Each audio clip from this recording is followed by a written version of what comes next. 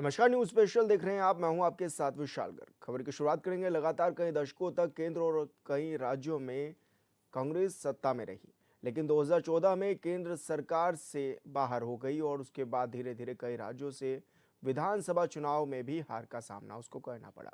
अब बिहार में भी पार्टी की बुरी तरह से हार हुई है, लिहाजा बीजेपी के नेता इस पर जोर दे रहे हैं कि जल्द ही कांग्रेस मुक्त भारत हो जाएगा।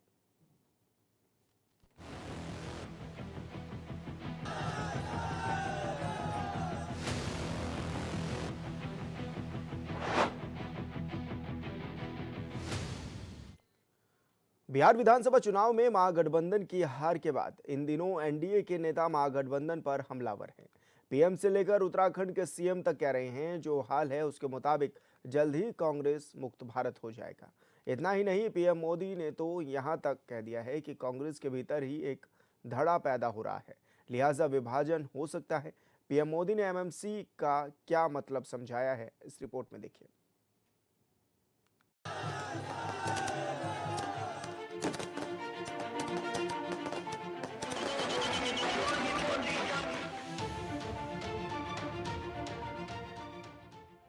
बिहार विधानसभा चुनाव में प्रचंड बहुमत मिलने के बाद प्रधानमंत्री नरेंद्र मोदी ने विपक्षी कांग्रेस आरजेडी समेत महागठबंधन पर अपने स्टाइल में निशाना साधा, लेकिन सबसे ज्यादा उनका हमला कांग्रेस पर रहा।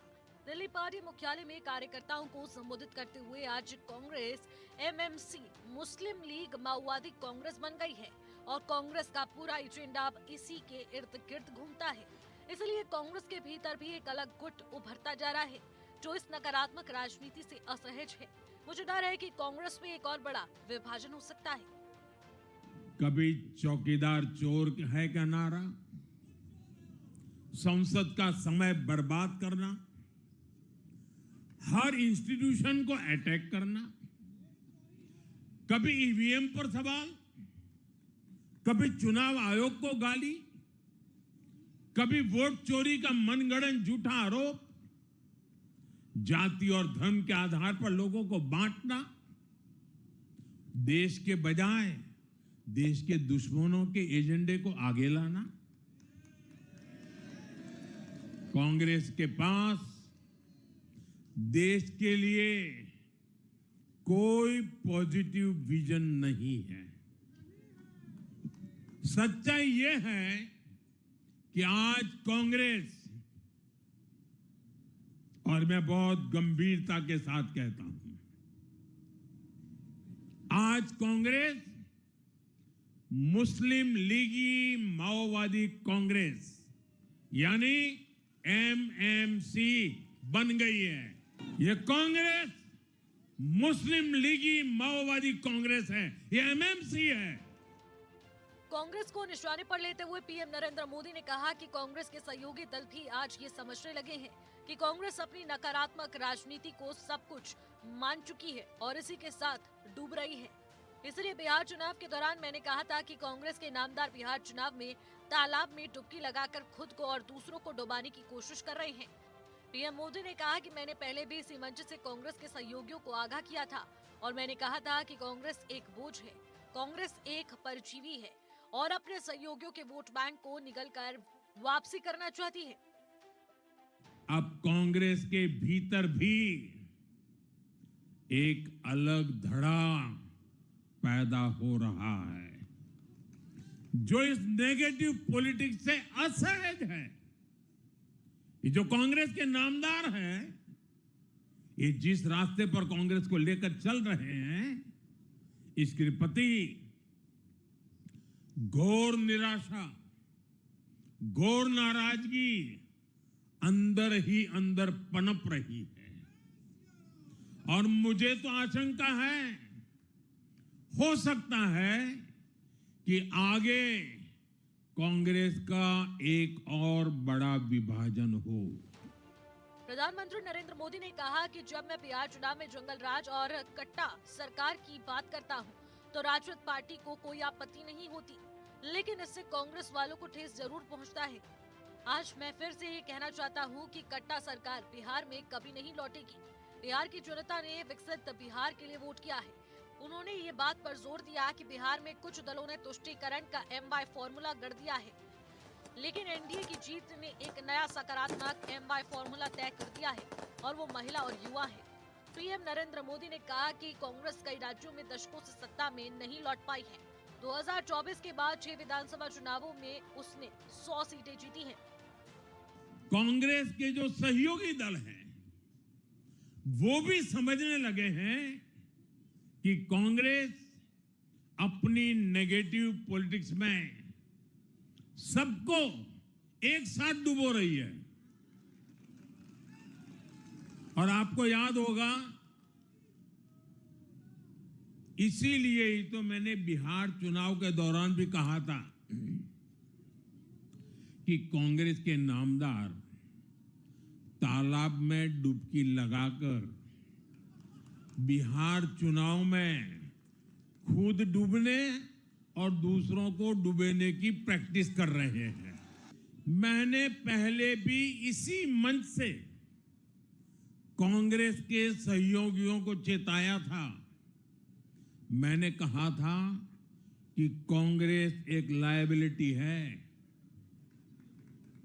कांग्रेस एक ऐसी परजीवी है जो अपने सहयोगियों के वोट बैंक को निगलकर अपनी वापसी करना चाहती है। बात सिर्फ प्रधानमंत्री नरेंद्र मोदी के कांग्रेस पर हमला करने की नहीं। उत्तराखंड में सीएम पुष्कर सिंह धामी ने भी कई बार इस बात का जिक्र कर दिया है कि जो हाल मौजूदा कांग्रेस पार्टी के है उससे ये साफ है कि जल्द ही कांग्रेस मुक्त भारत का सपना पूरा होने वाला है, क्योंकि राहुल गांधी सहित पार्टी के कई दिग्गज नेता बार बार फालतू के मुद्दों के जरिए देश की जनता को भड़काने की कोशिश करते हैं।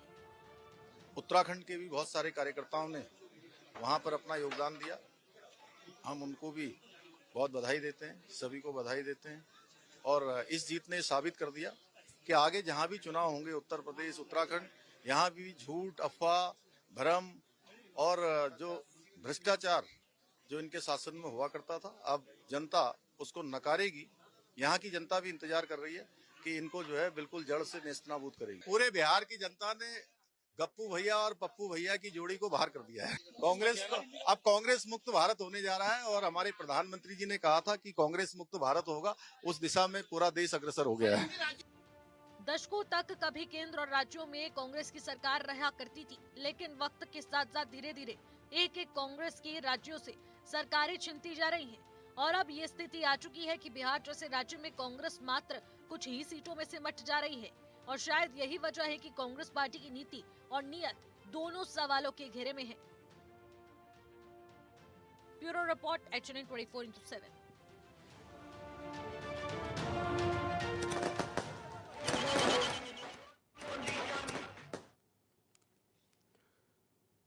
तो कई तरह के सवाल अब उठने लगे हैं। कांग्रेस के पास कोई पॉजिटिव विजन नहीं है, इस तरह के आरोप अब लगाए जा रहे हैं। बिहार चुनाव में जहां एनडीए जीता, तो वहीं एनडीए की जीत के बाद अब लगातार एक के बाद एक जो नेता हैं वो सवाल खड़े कर रहे हैं। सीएम से लेकर पीएम तक सवाल उठा रहे हैं।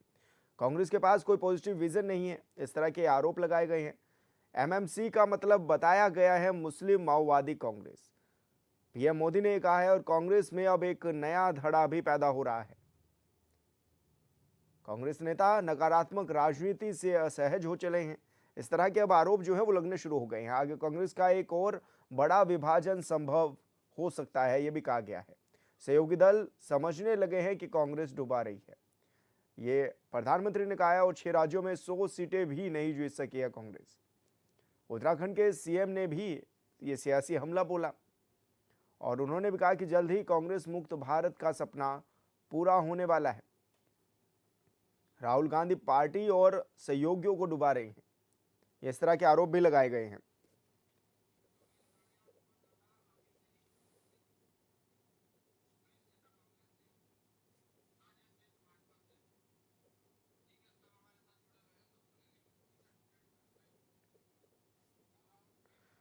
तो तमाम मेहमान भी हमारे साथ जुड़ गए हैं और सहयोगी भी हमारे साथ जुड़ गए हैं। आपसे सभी को परिचय भी करा देते हैं। हमारे साथ आशीष सैनी जी भी जुड़ गए हैं कांग्रेस से, और राजेश बिष्ट जी जुड़ गए हैं बीजेपी से, और साथ ही मेरे सहयोगी योगेश आर्या भी हमारे साथ जुड़ गए हैं। योगेश, सबसे पहले मैं आप ही से समझना चाहूँगा कि जिस तरह की बातें अब सामने आ रही हैं और कांग्रेस मुक्त भारत बताया भी जा रहा है कि होती जा रही है, क्या इसके पीछे वजह भी है? और क्या लग रहा है कि आखिर क्या वजह आन पड़ी है कि धीरे धीरे जो कांग्रेस है वो सिमटती हुई नजर आ रही है? हाँ, देखिए सर बिल्कुल क्योंकि जिस तरह से देखा जाए कि कांग्रेस लगातार बिगड़ती जा रही है, जिस जिस राज्यों में चुनाव लड़ रही है वहाँ पर अधिकांश जो राज्य हैं वो उनके होते जा रहे हैं, जो जहाँ पूर्व में उनकी सरकारें हुआ करती थी। 2014 से लॉकडाउन शुरू हुआ, उसके बाद से देखा जाए तो तमाम तरह की राजनीति में नई नई चीजों को उपयोग भी किया कांग्रेस ने, लेकिन वहाँ भी जो है वो विफल रहे। और 2014 से लेकर के उसके बाद देखा जाए चाहे उत्तराखंड की बात हो या अन्य कई राज्यों इसको जो है निराशा हाथ लग रही है। और उसके साथ साथ अगर कहीं गठबंधन भी किया जाता है तो सहयोगी की भी हालत कांग्रेस जैसी हो जाती है, और ये कहीं ना कहीं भी हमने देखा कि जहां बहुत बड़ी उम्मीद जो है कांग्रेस को थी, लेकिन वहां जो है सहयोग भी नहीं जीत पाए न कांग्रेस है, यानी कि जिसको लेकर के लगातार कहा जा रहा था। और अब तो पूरी तरह से बड़े बड़े आरोप भी लगने शुरू हो गए हैं कि चाहे पीएम हो चाहे सीएम हो, लगातार आरोप लगा रहे हैं कि अब कांग्रेस मुक्त भारत होने जा रहा है। और इसके साथ साथ प्रधानमंत्री नरेंद्र मोदी ने साफ कर दिया है कि जो है अब कहीं ना कहीं जल्द ही ये नज़र आने लगा है कि कांग्रेस के विभाजन हो सकता है। और जिस तरह से उन्होंने कहा कि कांग्रेस जो है जिस तरह से रणनीति तैयार करती है वो रणनीति विफल हो जाती है, इसके चलते कहीं ना कहीं नकारात्मकता दिख रही है। तो निश्चित तौर पर ये चुनाव में दिखने लगा है। और ऐसे में अब चिंतन मंथन की आवश्यकता है कि आखिरकार कांग्रेस अब किस तरह के स्ट्रेटजी को लेकर आएगी कि आने वाले वक्त में किस तरह से वापसी की जाए, क्योंकि राजनीतिक जमीन तलाशनी होगी। और ये ऐसा नहीं कि अन्य सहयोगी दलों के साथ ये इसके लिए पूरा प्लानिंग करनी होगी कि आखिरकार जिस तरह के आरोप लग रहे हैं उन आरोपों से हटकर और जिस तरह की पॉलिटिक्स की जा रही है उससे हटकर अब किस तरह से उस राजनीति जमीन को ढूंढा जाए जो खोई जा चुकी है 2014 से लेकर के अब तक। जो है देखा जाए तो कहीं ना कहीं राजनीतिक जमीन पूरी तरह से खिसक चुकी है। और जी बिल्कुल योगेश, आप बने रहिए हमारे साथ। आशीष सैनी जी से सवाल ले लेते हैं। सैनी जी, जिस तरह से कांग्रेस के पास ये कहा जा रहा है कि कोई पॉजिटिव विजन नहीं है और इस तरह के आरोप भी लगते हुए नजर आ रहे हैं, सबसे पहले तो किस रूप में आप इसको देखते भी हैं, और क्या आप भी ये वजह मानते हैं कि आज क्योंकि धीरे धीरे कहा जा रहा है कि 6 राज्यों में चुनाव हुए, 100 सीटें भी नहीं ले पाई कांग्रेस, जबकि बिहार में तो 100 सीटें केवल बीजेपी ले आई? देखिए, प्रधानमंत्री जी ने और उत्तराखंड के मुख्यमंत्री जी ने जो बात कही है, जी यह उनके अहंकार को प्रदर्शित करती है, साथ साथ उनकी जो अयोग्यता है उसको प्रदर्शित करती है। इन्होंने कहा कांग्रेस मुक्त भारत का नारा दिया, पूरी भाजपा कांग्रेस युक्त कर दी, तो ये कांग्रेस मुक्त भारत नहीं है, कांग्रेस युक्त भाजपा हो गई। दूसरा, हमारी जो लड़ाई है, बीजेपी किसके खिलाफ चुनाव लड़ती है? बीजेपी कांग्रेस के खिलाफ चुनाव लड़ रही है। और कांग्रेस किसके खिलाफ लड़ रही है? कांग्रेस चुनाव आयोग के खिलाफ, मोदी मीडिया के खिलाफ, कांग्रेस जो है आरएसएस के खिलाफ। ये जो तमाम झूठ और नैरेटिव चलाते हैं, आज से पहले की जो पीढ़ी है, यानी जो आज के समय में 25 साल से 35 साल के बीच की जो पीढ़ी, यंग पीढ़ी रही, उनके नजर में अन्ना आंदोलन से लेकर लगातार कि कांग्रेस पार्टी को भ्रष्टाचारी बताया गया, कांग्रेस पार्टी को आतंकवादी बताया गया, कांग्रेस पार्टी के बारे में तमाम दुष्प्रचार मेन स्ट्रीम चैनल के एंकरों द्वारा किया गया। ये तो अल्टरनेटिव मीडिया और जो ऑफ स्ट्रीम चैनल है उनके माध्यम से बहुत सारी बात पहुंचती है। लेकिन आप बिहार चुनाव पर आइए, लास्ट में जो अभी 2 दिन पहले परिणाम आए। बिहार चुनाव विशुद्ध रूप से चुनाव आयोग द्वारा लड़ा गया। 40 लाख से अधिक फर्जी वोट वहां पर लाई गई। वो वोट ट्रांसफर जो की गई देहरादून से भी, मैं आप देहरादून में बैठे तो देहरादून से 1,20,000 वोट ट्रांसफर की गई है, और वो बाकायदा ट्रेनों में बैठकर वहां पर ले जाया गया और वोट डलवाई गई।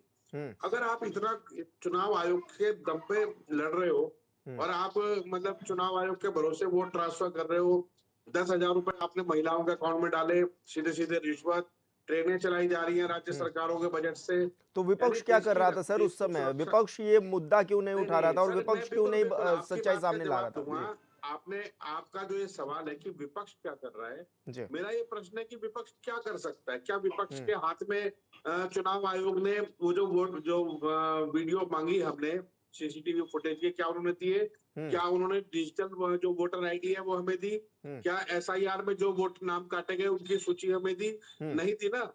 तो चुनाव आयोग ही जब चुनाव लड़ रहा है तो आप हम बीजेपी से कब लड़ेंगे और कब हम किसी और से लड़ेंगे? जो चुनाव आयोग ही लड़ ले पहले, उसके बाद मीडिया में जो नैरेटिव चलाए जाते हैं, मैं आपको सारी मीडिया को नहीं बात कर रहा हूँ, मैंने स्पेशलाइज किया कि जो मेन स्ट्रीम मीडिया, नोएडा के जो लोग हैं और वहां पे दंगल जो लगाए जाते हैं रोज रोज, उनमें साफ ये कहा गया चुनाव आयोग जैसी संस्था पर बिल्कुल। आशीष जी, राजेश जी का भी रुख कर लेते हैं। राजेश जी, जिस तरह से आप लोग कह रहे हैं कि कांग्रेस मुक्त भारत आप करेंगे, लेकिन साफ तौर पर ये भी आरोप आप पर लग रहे हैं कि कांग्रेस युक्त बीजेपी हो गई है आज के समय में, कि जितने भी कांग्रेसी थे वो ज्यादातर तो बीजेपी में आ गए हैं। तो कैसे कांग्रेस मुक्त भारत कर रहे हैं आप? विशाल जी, मैं पहले बिहार की उस जी। जनता को बहुत बधाई देना चाहता हूँ, देश की जनता को बधाई देना चाहता हूँ कि उन्होंने सुशासन की तरफ मोहर लगाई है। हम्म। ये बहुत दुर्भाग्यपूर्ण है कि कांग्रेस पार्टी के युवा राजकुमार जिस प्रदेश के अंदर जाते हैं, जिस चुनाव में वो कूद मारते हैं, जिस चुनाव में वो गठबंधन के साथी होते हैं, उसको डुबोकर ही छोड़ते हैं। 110 सीटों से महागठबंधन का 35 सीटों पे आना, 19 सीटों से कांग्रेस पार्टी का एक ऐसा विलय होते हुए 6 सीटों पे सिमट जाना, एक सबसे मजबूत पार्टी जिसे बिहार में पूरा दम भरा था कि हम इस बार पूर्ण बहुमत की सरकार बनाएंगे, वो बेचारी 25 सीटों पर टिक जाती है। ये अपने आप में दुर्भाग्यपूर्ण, इनकी कमजोर राजनीति और जनता के बीच में जो जंगल राज आज से 20 वर्ष पहले बिहार ने देखा है, उस पे जनता की सुशासन की ओर, नीतीश बाबू की ओर। ठीक है, लेकिन कांग्रेस मुक्त भारत कैसे आप बता रहे हैं? क्योंकि पूरी तरह साफ तौर पर ये जो आरोप लग रहे हैं कि पूरी कांग्रेस में शामिल हो गई, अब बीजेपी ही कांग्रेस युक्त हो गई, तो कैसे कांग्रेस मुक्त भारत आप कर रहे हैं? मेरा सवाल आपसे ये है। किसी भी पार्टी का, किसी भी गठबंधन का, किसी भी दल का किसी ऐसी पार्टी के साथ जाना, ये परंपरा आज से नहीं रही है, बहुत पहले से शुरू से परंपरा रही है। और हमने इस भारत के अंदर कांग्रेस वो रूप भी देखा है जब इस देश ने इमरजेंसी झेली थी। उस इमरजेंसी के दौर में कोर्ट के ऑर्डर का पालन न करते हुए जो अघोषित इमरजेंसी लेके सारे लोगों को, सारे नेताओं को, सारे समाज सेवकों को जेल के अंदर ठूसने का काम किया था, इस देश ने वो भी समय। आज अपनी करारी हार पे अपनी हार अपनाने के बजाय आरोपों का, ये देखिए, ये जब नतीजे आए उससे पहले ही हम लोगों ने कह दिया था कि ये अब इनकी एक और शब्द पे मुझे बड़ी आपत्ति है। इन्होंने जब अपनी बात की शुरुआत की, इन्होंने गोदी मीडिया का शब्द। आज हमारे देश के जो भी सम्मानित पत्रकार बंधु हैं, जो भी मीडिया के बंधु हैं, वो अपनी जान जोखिम में डाल के दिन रात एक करके हर एक कवरेज इस देश के हर एक कोने कोने से लाकर जनता के सामने रखते हैं, अच्छे और बुरे का फर्क रखते हैं। जो इन्होंने शब्द यूज करा, उस पर मेरे आपके चैनल के माध्यम से घोर आपत्ति है। जी बिल्कुल, आप सभी मेहमान बने रहिए हमारे साथ। अभी एक छोटे से ब्रेक का वक्त हो चला है, जल्द हाजिर भी होंगे।